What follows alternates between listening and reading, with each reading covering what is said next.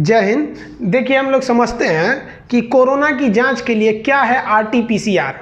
देखिए, डीएनए से आरएनए बनाना हम ट्रांसक्रिप्शन कहते हैं और आरएनए से वापस डीएनए बनाने की यह क्रिया ठीक उल्टा हो जाती है, इसलिए इसको रिवर्स ट्रांसक्रिप्शन कहते हैं। किसी भी चीज़ की एकदम सटीक पहचान उसके डीएनए से होती है। डीएनए से जो पहचान की जाती है उसे डीएनए फिंगरप्रिंटिंग कहते हैं। एकदम सटीक होती है, इसमें कोई दो राय नहीं होता है।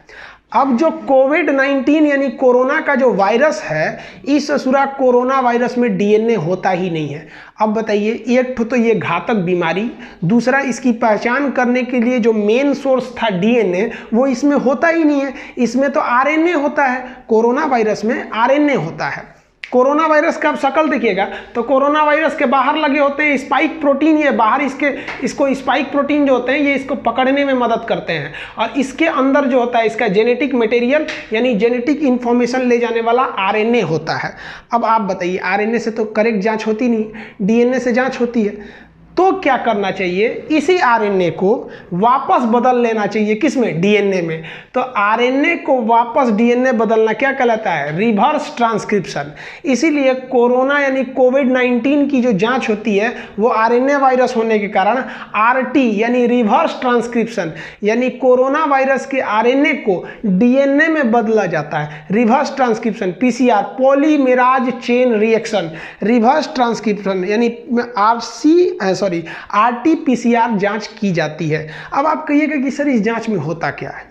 तो देखिए, जो भी वायरस मिलते हैं या कोई बीमारी मिलती है तो तुरंत पहले उसके डीएनए का एक सैंपल ले लिया जाता है। जैसे मान लीजिए ये सैंपल जो है, ये फिगर आप मान के चलिए कि ये फिगर कोरोना वायरस के डीएनए का फिगर है। तो हर लेबोरेटरी, हर हॉस्पिटल, हर जांच सेंटर को ये फोटो भेज दिया जाएगा कि भैया ऐसा फोटो जहां देखना समझ जाना वो क्या है, कोरोना वायरस है। अब क्या किया जाता है इस आरटीपीसीआर में कि किसी भी मरीज का बलगम निकाला जाता है, उसमें कोरोना वायरस होता है, उसमें आरएनए होता है, आरएनए से उसको डीएनए में बदला जाता है। अब उसके डीएनए के फोटो को इस फोटो से मैच कराया जाता है। मैच कर दिया गया तो कहता है बाबू हो गई लो कोरोना, हो गई लो मने पॉजिटिव, ना हो लो निगेटिव। समझ में आ गया? तो मैच कर गया तो पॉजिटिव, नहीं मैच किया तो निगेटिव। इस ससुरा में बहुत टाइम लगता है डीएनए आरएनए मैच कराने में, इसलिए आरटीपीसीआर से जांच करने में काफ़ी दिन लग जाते हैं। इसलिए अब एक नई जांच विधि आ गई है, रैपिड एंटीबॉडी टेस्ट। अब ये क्या है समझते हैं। रैपिड एंटीबॉडी टेस्ट कुछ ही घंटों में बता देती है कि आपको कोरोना है या नहीं है। होता क्या है, जैसे हमारे शरीर में कोरोना वायरस इंटर करता है तो इंटर करने के 2 से 3 दिन के बाद हमारे शरीर में एंटीबॉडी बहुत तेजी से बनने लगते हैं और यह एंटीबॉडी उस कोरोना से लड़ने लगते हैं। तो डॉक्टर आपके ब्लड की जांच लेता है। देखिए, आरटीपीसीआर में एक बलगम की जांच ली जाती थी, इसे मुंह खुलवा के अंदर से थूक निकाला जाता था, जबकि इसमें ब्लड की जांच होती है। और उस ब्लड को आप देखे होंगे एक इस तरह के व्हाइट कलर का किट होता है, इसमें हल्का गड्ढा होता है, इसी में डाल दीजिए। अब उसमें एक केमिकल होता है, वो यह पहचान करता है कि आपके ब्लड में एंटीबॉडी बहुत तेजी से तो नहीं बन रहे हैं। अगर तेजी से बन रहे हैं इसका मतलब आपका शरीर उस कोरोना वायरस से लड़ने की कोशिश कर रहा है, यानी आप कोरोना पीड़ित हैं।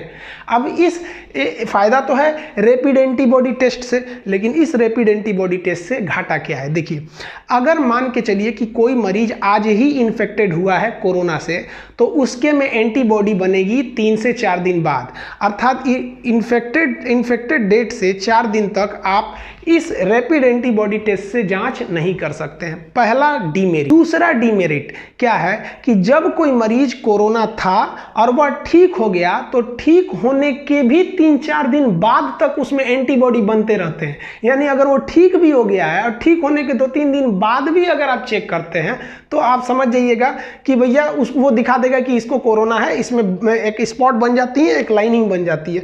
तो इसके यही 2 लॉस है। हाँ, लेकिन इसमें प्रॉफिट ज़्यादा है कि जैसे मान लीजिए किसी में सिम्टोमेटिक लक्षण दिख रहे हैं, उसे खांसी हो रही है, सूखी खांसी है, बुखार है, ये है, तो आप आरटीपीसीआर से करेंगे तो टाइम लगेगा 2 दिन। जब आपको उसमें सिम्टम्स दिख रहे हैं तब तुरंत उसका ब्लड निकालिए, 1 बूंद इसमें डालिए, तुरंत 1 घंटे में आपको रिजल्ट दे देगा रैपिड एंटीबॉडी टेस्ट के हिसाब से। समझ में आ गया? ये टेस्टिंग बहुत ज़रूरी है।